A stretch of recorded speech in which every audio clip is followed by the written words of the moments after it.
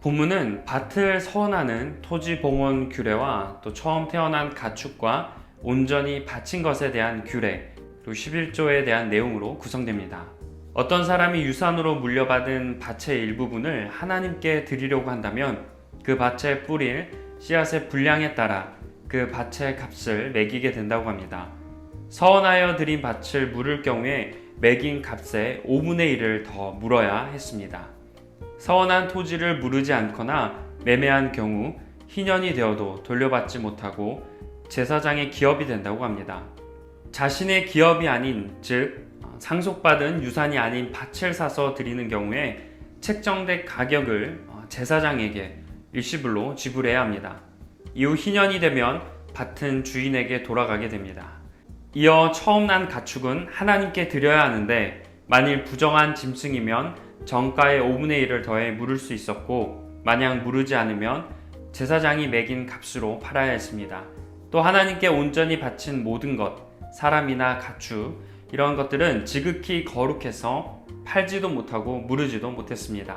마지막으로 11조에 대해 말씀하는데요.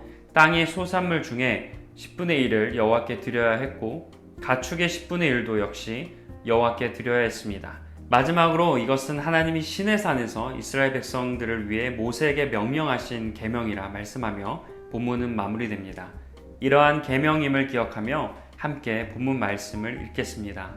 만일 어떤 사람이 자기 기업된 밭 얼마를 성별하여 여호와께 드리려 하면 마지기 수대로 내가 값을 정하되 보리 한 호멜지기에는 은 50세겔로 계산할지며 만일 그가 그 밭을 희년부터 성별하여 드렸으면 그 값을 내가 정한 대로 할 것이요 만일 그 밭을 희년 후에 성별하여 드렸으면 제사장이 다음 희년까지 남은 연수를 따라 그 값을 계산하고 정한 값에서 그 값에 상당하게 감할 것이며 만일 밭을 성별하여 드린 자가 그것을 물으려면 내가 값을 정한 돈에 그 5분의 1을 더할지니 그리하면 그것이 자기 소유가 될 것이요 만일 그가 그 밭을 무르지 아니하려거나 타인에게 팔았으면 다시는 무르지 못하고 희년이 되어서 그 밭이 돌아오게 될 때에는 여호와께 바친 성물이 되어 영영이 드린 땅과 같이 제사장의 기업이 될 것이며 만일 사람에게 샀고 자기 기업이 아닌 밭을 여호와께 성별하여 드렸으면 너는 값을 정하고 제사장은 그를 위하여 희년까지 계산하고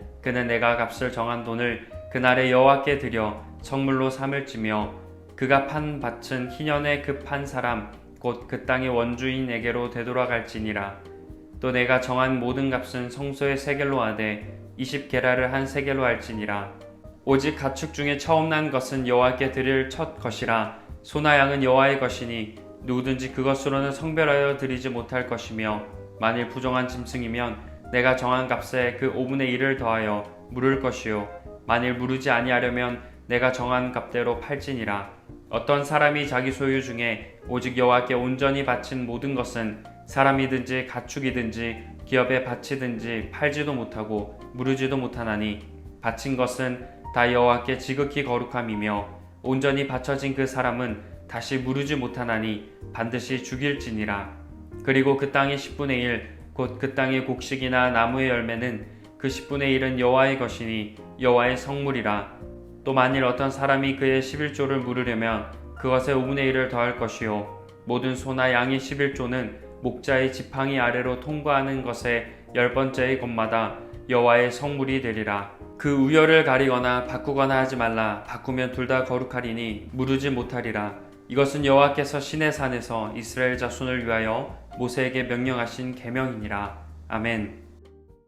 본문은 밭을 서원하는 내용인 16절에서 25절, 처음 난 것에 대한 규례인 26절에서 27절, 그리고 온전히 바쳐진 것에 대한 규례인 28절에서 29절, 11조에 대한 규례인 30절에서 33절 말씀, 또 마지막으로 맺는 말인 34절로 이루어져 있습니다.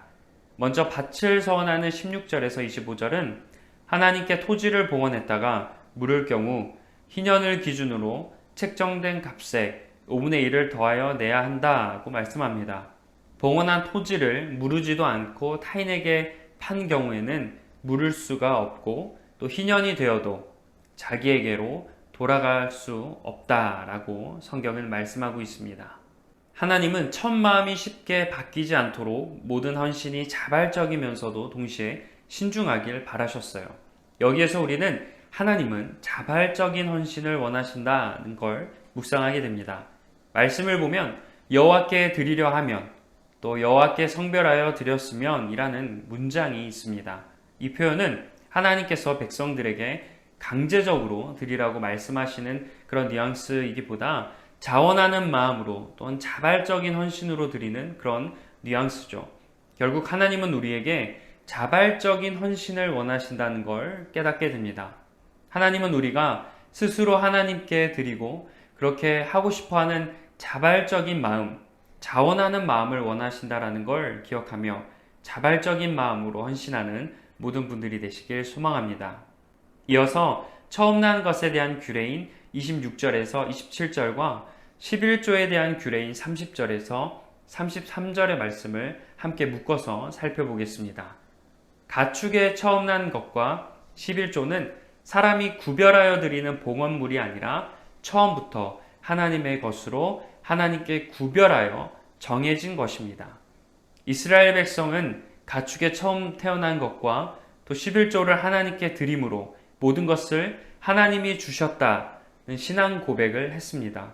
여기에서 우리는 내게 있다고 해서 전부 다 내 것이라는 생각을 버려야 한다는 걸 기억해야 합니다.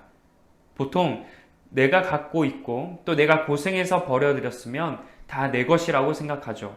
하지만 오늘 말씀에서는 소유를 어떻게 바라보는지에 대해서 말씀합니다. 내 수중에 있다고 해서 내 것이 아니라는 사실을 말씀하고 있어요. 모든 건 하나님의 것이고 우리는 청지기임을 기억해야 한다는 의미입니다. 우리가 가지고 있는 건 내 것이 아니라 하나님의 것임을 기억하며 하나님의 것을 다시 하나님께 드릴 수 있는 우리 모두가 되길 원합니다. 마지막으로 온전히 바쳐진 것에 대한 설명인 28절에서 29절 말씀을 보겠습니다.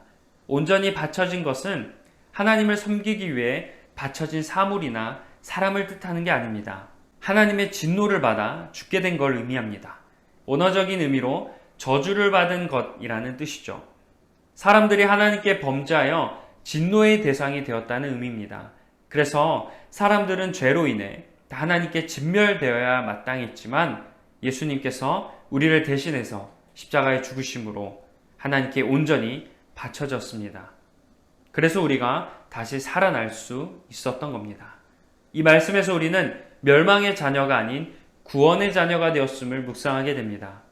죄로 인해 멸망당할 존재였지만 예수님의 은혜로 우리는 멸망이 아닌 구원을 얻게 되었습니다. 그래서 우리는 이러한 은혜를 받았음에 먼저 감사해야 합니다.